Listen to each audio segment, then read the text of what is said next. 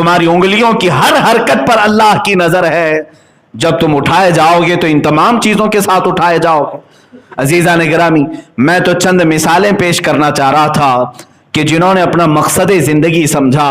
برسوں ہو گئے آج ہمارے معاشرے میں وہ بچے ہی نہیں پیدا ہوئے جنہیں آج اپنا مقصد زندگی سمجھ میں آئے اور مختصر سی زندگی میں اس کائنات میں کچھ کر کے چلے جائیں، دنیا کو کوئی تحفہ دے کر کے جائیں. السلام علیکم ورحمۃ اللہ وبرکاتہ. پیارے ناظرین، مسلمان دنیا میں کیوں آیا ہے؟ کہ اللہ تبارک و تعالیٰ نے مسلمان کو دنیا میں اس لیے ایسے بھیج دیا کہ کھائے، کمائے اور زندگی گزارے. دنیا میں آنے کا مقصد کیا ہے؟ اللہ رب العالمین نے قرآن کریم میں فرمایا ہے وَمَا خَلَقْتُ الْجِنَّ وَالْإِنسَ إِلَّا لِيَعْبُدُونَ، کہ ہم نے انسان اور جنات کو محض اپنی عبادت کے لیے پیدا کیا ہے. اسی کو لے کر حضرت مولانا مفتی سلمان اظہری کا بہت ہی شاندار اور زبردست بیان ہم آپ کی خدمت میں رکھتے ہیں. آپ اس بیان کو سنیں اور اپنے اندر جھانک کے دیکھیں کہ اللہ رب العالمین نے ہمیں دنیا میں بھیجا ہے اور ہم کیا کر رہے ہیں. چلیے سب سے پہلے حضرت مولانا مفتی سلمان اظہری کا یہ بیان سنتے ہیں، اس کے بعد انشاءاللہ بات کریں گے. ویڈیو کلپ آپ کی اسکرین. کیا تم سب نے یہ گمان کر لیا کہ تمہیں بیکار میں پیدا کیا گیا ہے؟ اور کیا تم یہ سمجھتے ہو کہ تمہیں لوٹایا نہیں جائے گا؟ افحسبتم انما خلقناکم عبثا، تم یہ سوچتے ہو کہ ہم نے تمہیں عبث پیدا کیا ہے، بیکار پیدا کیا ہے، اور تم یہ سوچتے ہو کہ کبھی ہم لوٹائیں گے نہیں تمہیں؟ یہ دونوں خیالات تمہارے غلط ہیں. اللہ عز و جل نے اپنی کائنات میں ایک ذرہ بھی بیکار نہیں پیدا کیا. اس نے ایک مچھر کو بھی عبث نہیں پیدا کیا. اور دنیا میں جس کو بھی بھیجا ہے ایک معین مدت کے لیے، ایک مقررہ وقت تک کے لیے، اور پھر ہر ایک کو اللہ کی بارگاہ میں لوٹایا جائے گا.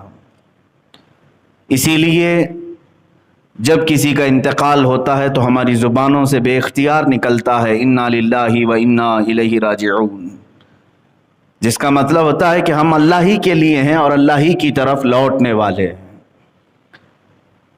عزیزان گرامی، جس نے اپنی زندگی کا مقصد اور اپنے یہاں پر زندہ رہنے کا مقصد نہیں سمجھا، وہ سب سے بڑے دھوکے میں رہا. لوگ یہ کہتے ہیں کہ فلاں نے مجھے دھوکہ دے دیا، فلاں نے میرے ساتھ چیٹ کیا. بلکہ ایک بزرگ فرماتے ہیں سب سے زیادہ دھوکہ تم خود اپنے آپ کو دیتے ہو. دوسروں کا جو کھایا ہوا دھوکہ ہے وہ تھوڑی دیر کے لیے ہوتا ہے، لیکن تم جو خود دھوکے میں مبتلا ہو اپنے آپ کو، یہ برسوں بیت جاتے ہیں، تم نے اپنے آپ کو اس کیفیت سے باہر نہیں نکالا. کبھی اپنے جسم کی طرف دیکھو، یہ قیمتی جسم اللہ تعالیٰ نے تمہیں کیوں کر عطا کیا ہے؟ یہ ہاتھ و پیر کی نعمتیں، یہ آنکھ و زبان کی نعمتیں، یہ قوت سماعت، قوت بصارت، یہ تمام قوتیں جو اللہ نے تمہیں بنا کسی معاوضے کے دیا ہے، کیا یوں ہی دے دی گئی ہیں تمہیں؟ ان کا کوئی استعمال؟ تو پھر ظاہر سی بات ہے بندہ جس چیز کے لیے پیدا کیا گیا ہے وہ چیز نہ کرے تو گویا کہ اس نے خود اپنے آپ کو اس دنیا میں سب سے بڑا دھوکہ دیا. میرے عزیزو، اپنے آپ کو دھوکہ دینے سے باہر نکل آؤ.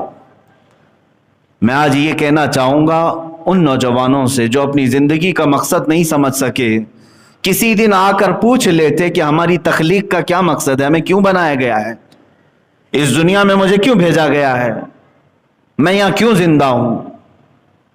حد تو یہ ہے کہ جو کسی چیز کی تحقیق کرتا ہے، ریسرچ کرتا ہے، اسے سائنسدان کہتے ہیں. ایٹم پر تحقیق کیا، ذرے پر تحقیق کیا، زمینوں پر تحقیق کیا، آسمانوں پر تحقیق کیا. انسان نے کن چیزوں پر تحقیق نہیں کیا ہے؟ اور جس مادے پر انسان تحقیق کرتا ہے وہ اتنا بلندی پر جاتا ہے کہ دنیا اسے سائنسدان کہتی ہے، سائنٹسٹ کہتی ہے. اور اسلام سب سے پہلے تمہیں خود اپنے آپ پر تحقیق کرنا سکھاتا ہے. عزیزان گرامی، اسی لیے مشہور قول ہے من عرف نفسہ فقد عرف ربہ، جس نے اپنے آپ کو پہچانا اس نے اپنے رب کو پہچان لیا.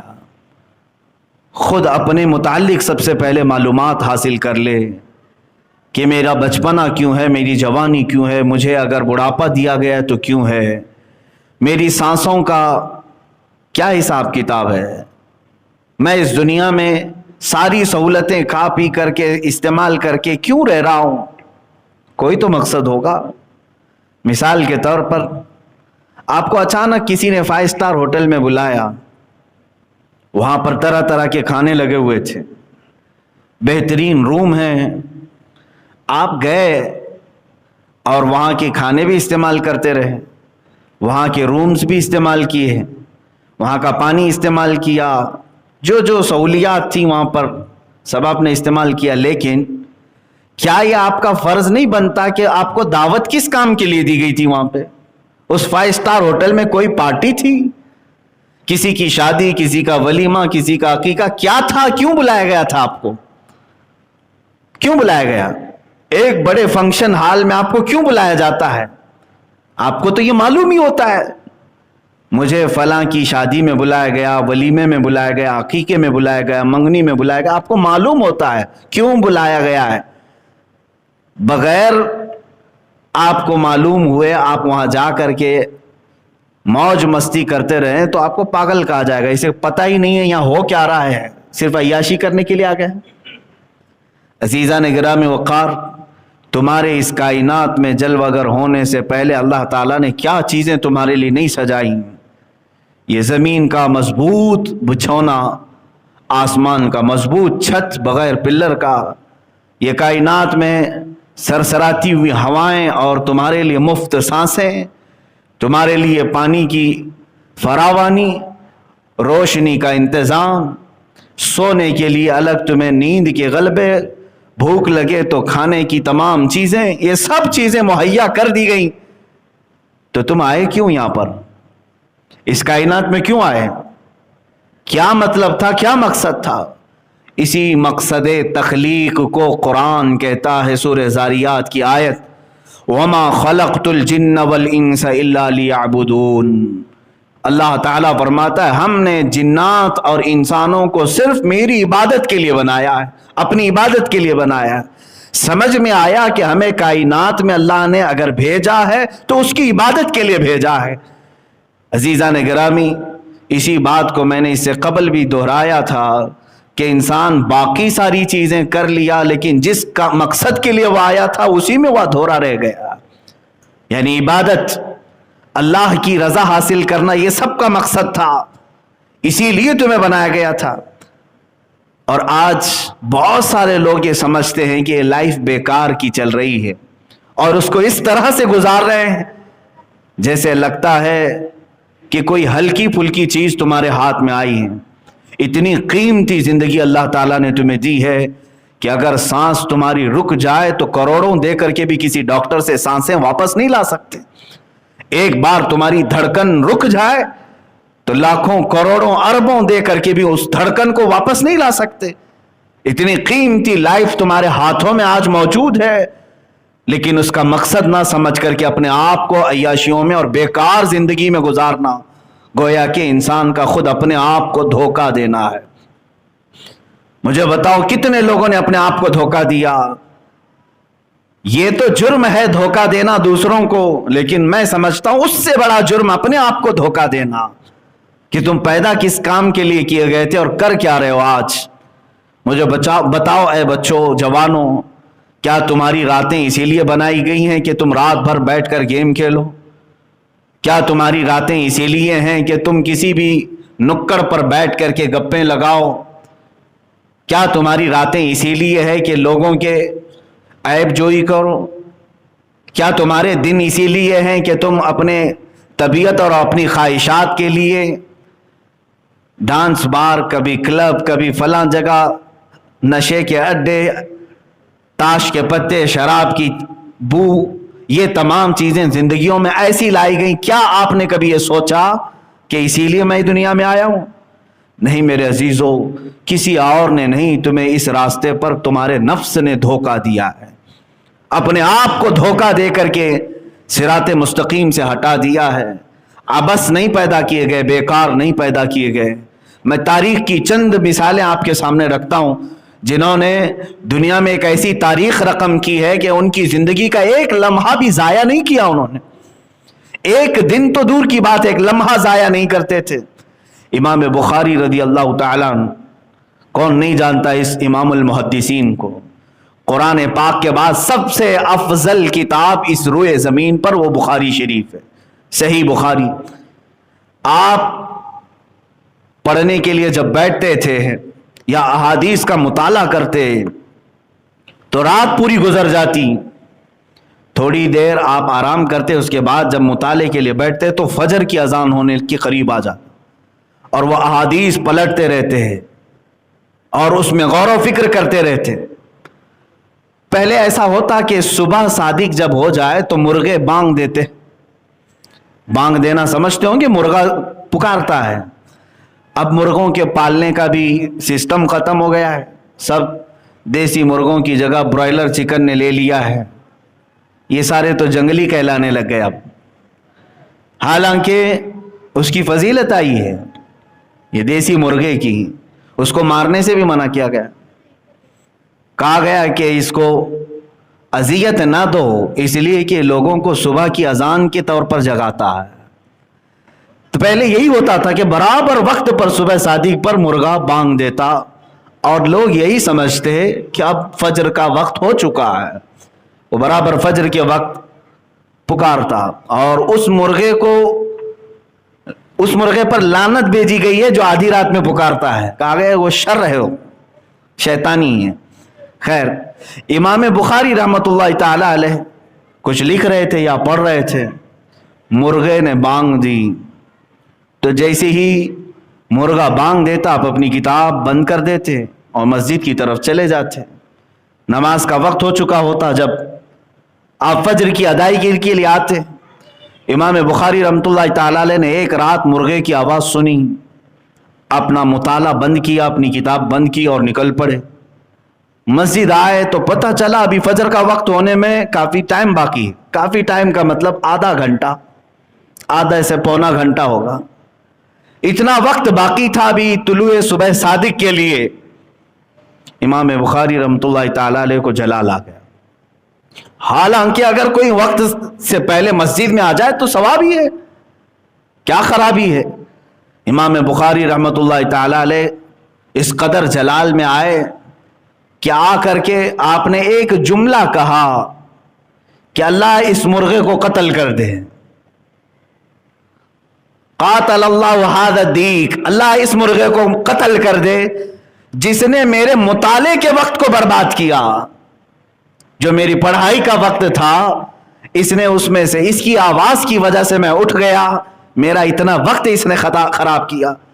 مرغا فجر کی اذان سے پہلے ختم ہو چکا تھا، مر چکا تھا.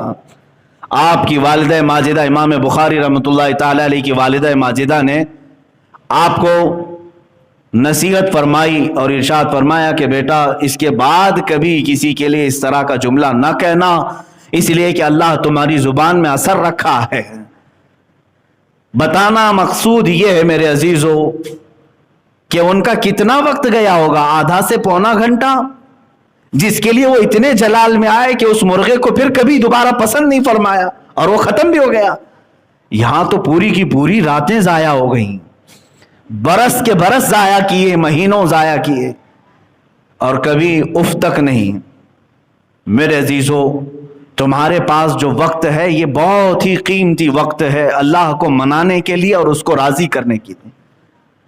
میں ایک حدیث پاک آپ کو سنا کر مقصد زندگی آپ کو بتانا چاہوں گا. اللہ کے نبی صلی اللہ تعالی علیہ وسلم ارشاد فرماتے ہیں لا تزول قدما ابن آدم حتی یسأل عن خمس. قیامت کے دن ابن آدم یعنی ہر انسان، کوئی انسان کے دونوں قدم ہٹ نہیں سکیں گے اپنی جگہ سے. جو محشر کا میدان ہوگا، میرے آقا صلی اللہ علیہ وسلم فرماتے ہیں لا تزول قدما ابن آدم، پورے انسانوں میں سے کسی انسان کے دونوں قدم ہٹیں گے نہیں اس وقت تک حتی یسأل عن خمس، جب تک کہ اس سے 5 چیزوں کا سوال نہ ہو جائے. جب تک کہ اس سے 5 चीजों के बारे में पूछ ना लिया जाए। वो 5 चीजें क्या हैं? ये तिरमिजी शरीफ की सही हदीस है। अल्लाह के नबी सल्लल्लाहु ताला अलैहि वसल्लम फरमाते हैं, अन उम्रिही फीमा अफनाहु, सबसे पहला सवाल ये होगा कि अल्लाह ने जो तुझे पूरी उम्र दी, तूने कहां कहां गुजारी, पूरा हिसाब दे दे।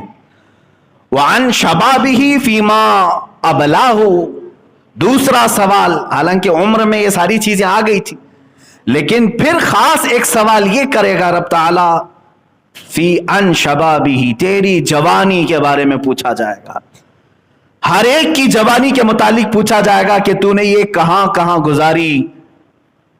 और तीसरा सवाल, वअन मालिही मिन ऐन इक्तसबहु, और उसके माल के बारे में पूछा जाएगा कि कहां से हासिल किया था। वफीमा अनफकहु, और कहां खर्च किया, ये चौथा। और वफीमा, और सवाल होगा वफीमा आमिल मिन अलिमा और कमा क़ाल नबी सल्लल्लाहु अलैहि वसल्लम, जितना उसने इल्म हासिल किया उस पर कितना अमल किया था। ये 5 सवालात जब तक ना किए जाएं, हर इंसान से कोई वहां से हटेगा नहीं। सबसे पहला सवाल उम्र के मुतालिक ही है। क्या हमारे पास इन 5 सवालात के जवाबात तैयार हैं?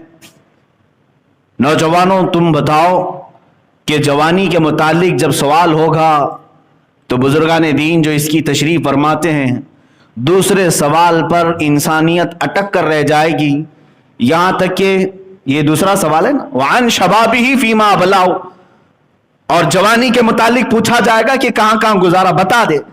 अब बताने के लिए जब शुरू करता है जवान कि मेरी जवानी शुरू हुई थी 15 साल से, और जब बताना शुरू करता है, बुजुर्गों ने तशरीह में लिखा किसी की जवानी का हिसाब दे देते 200 साल लग जाएंगे, लेकिन उसका हिसाब खत्म नहीं हो रहा होगा। 200 साल का अरसा गुजर चुका होगा। बाज उसी सवाल में अटक करके 300 साल 400 साल खड़े हो चुके होंगे, और किसी घबराहट की जरूरत, कोई जल्दबाजी की जरूरत नहीं। 50,000 साल के बराबर का एक दिन है, तुम्हें तो हिसाब देना है। कोई इतने इतने सालों तक खड़े रहेंगे सिर्फ दूसरे सवाल के जवाब में। एक उम्र कहां गुजारा, दूसरे उसने अपना शबाब, अपनी जवानी कहां बिताई। लिख करके रख लो कि अपनी जवानी के मुतालिक क्या अल्लाह रब्बुल इज्जत की बारगाह में ये कहोगे कि मैंने तो अपनी जवानी की हर रात गेम खेलने में गुजारी, जवानी की हर रात चैटिंग में गुजारी, जवानी की हर रात लोगों को एक जगह से दूसरी जगह मुंतकिल करते और उनके ऐबों को देखने में गुजारी। इंसान की ये फितरत है कि वो हमेशा बुराई देखना पसंद करता है। इस फितरत से बाज आना चाहिए। ए अजीज़ो, वक्त की कीमत समझो। और नौजवानों से मैं कहूँगा, अब तुम्हारे लिए हालात इस कदर तेज़ी से बदले जाएंगे कि सिर्फ और सिर्फ आपके पास अभी 5 से 10 साल के अरसे में इतनी ज़बरदस्त चेंजिंग देखने को मिलेगी जो पिछले 100 सालों में आपने नहीं देखा होगा। बहुत तेजी से तब्दीलियां आएंगी। इमाम हम्माद इब्न नईम रदी अल्लाह ताला अपनी किताब में फरमाते हैं, जो आखिरी ज़माने के हालात के मुतालिक अहादीस आई हैं रसूल करीम सल्लल्लाहु अलैहि वसल्लम, उन हदीसों में से एक हदीस आप बयान करते हैं, क़यामत के करीब तुम देखोगे ज़माना इतनी तेज़ी से दौड़ेगा कि जो 100 साल में हुआ था वो सिर्फ 20 साल के अंदर होगा, और फिर 20 साल के अंदर जो हुआ था वो 10 सालों के अंदर होगा। वो आज हमने महसूस किया है, पिछले 20 साल के अंदर इस कदर दुनिया में तब्दीली आ गई है जो पिछले 100 सालों में उनके ख्वाब भी नहीं देखे गए थे। इंटरनेट की दुनिया ने कहां से कहां पहुंचाया है।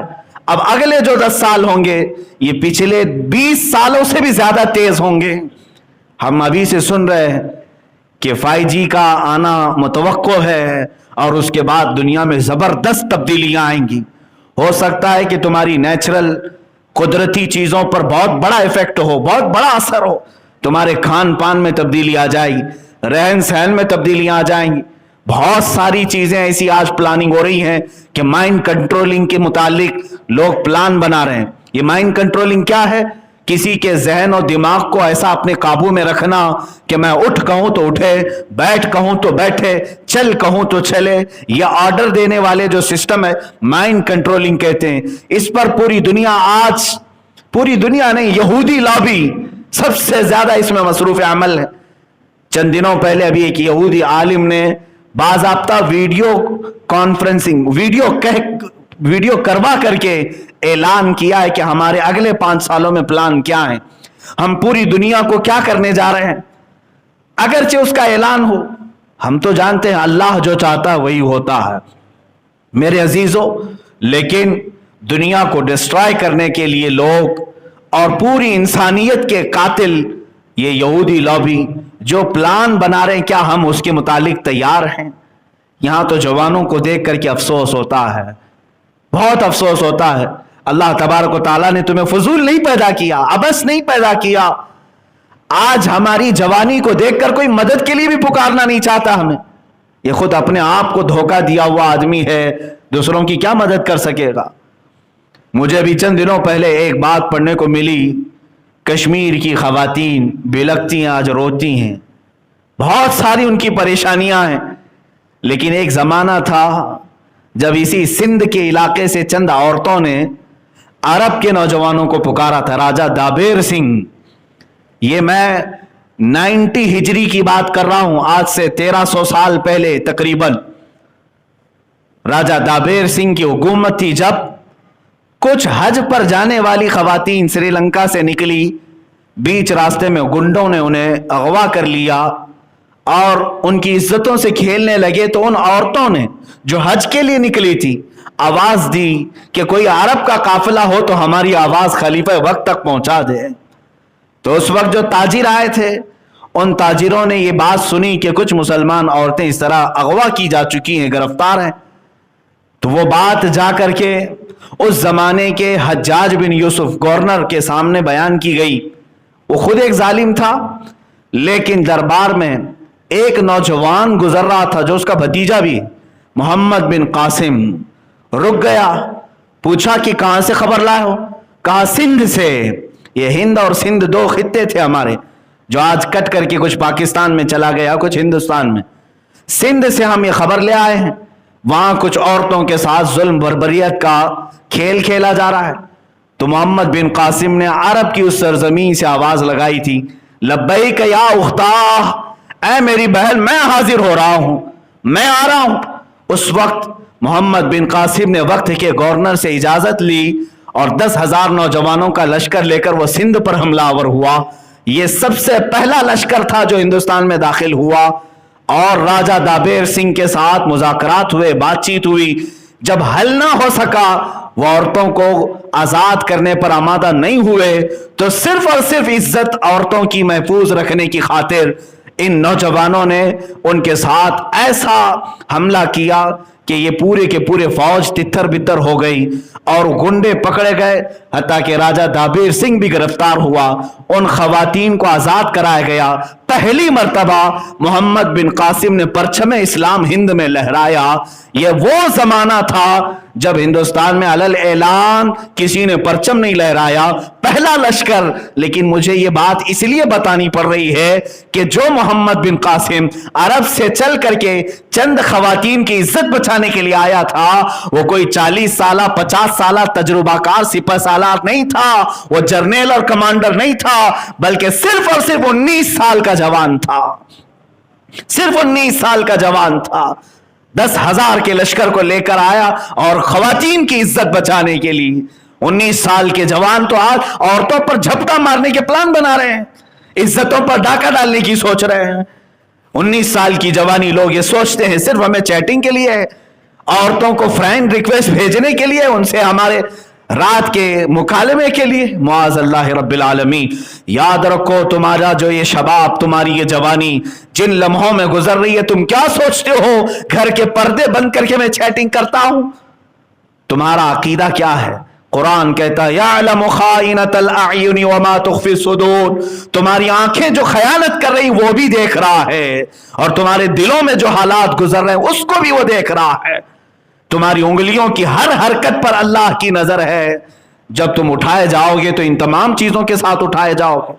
अजीजान गिरामी, मैं तो चंद मिसालें पेश करना चाह रहा था कि जिन्होंने अपना मकसद जिंदगी समझा, बरसों हो गए आज हमारे मुआशरे में वो बच्चे ही नहीं पैदा हुए जिन्हें आज अपना मकसद जिंदगी समझ में आए और मुख्तसर सी जिंदगी में इस कायनात में कुछ करके चले जाएं, दुनिया को कोई तोहफा दे करके जाएं।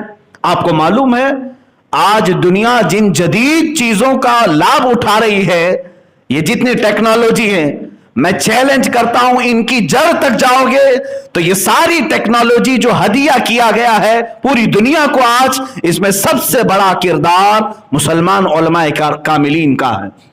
सब मुस्लिम उलमा है, सब मुस्लिम उलमा है। 100 से ज्यादा मुस्लिम साइंटिस्ट मैं आपके सामने पेश करूंगा जो कायनात में सबसे पहले इजाद करने वाले मौजूद हैं बहुत सारी चीजों के, और आज चुरा करके किसी और के नाम पर ये तख्तियां लगाई गई। आपको क्या खबर, आज पूरी दुनिया मुवासलात के तौर पर यानी सफर के लिए इतना तेज हो चुकी, एरोप्लेन बन गए, हजारों लोग उसमें सफर करने लगे। और इस एरोप्लेन की इजाद के मुतालिक 15वीं सदी के बाद के चंद अंग्रेजों के नाम बताए जाते हैं। नहीं मेरे अजीजों, सबसे पहले इसका तजुर्बा करने वाले हुसैन बिन अब्बास फरनास, अब्बास बिन हुसैन फरनास, ये करतबा में रहने वाला एक ऐसा साइंसदान, कब की बात कर रहा हूं, आज से 1000 साल पहले की बात, आज ये 2020 चल रहा है, वो 1021 1022 का साइंसदान है जब करतबा की जामा मस्जिद के मीनार से पर लगाकर उकाब के। तो देखा आप लोगों ने कि हजरत मौलाना मुफ्ती सलमान अजहरी साहब ने कितना शानदार बयान दिया है कि मुसलमान दुनिया में क्यों आया है, किसी ख़ास मकसद के लिए आया है, और हम अपने मकसद से भूल कर दुनिया के कामों में मशगूल हो गए हैं। हमें चाहिए कि हम अपने मकसद को अपने जहन में रखें और अल्लाह उसके रसूल की इताअत करें। आप इसको दूसरे लोगों तक ज़रूर शेयर करें। मिलते हैं किसी नए बयान या किसी नए अपडेट के साथ। अस्सलामु अलैकुम वरहमतुल्लाहि वबरकातुहू।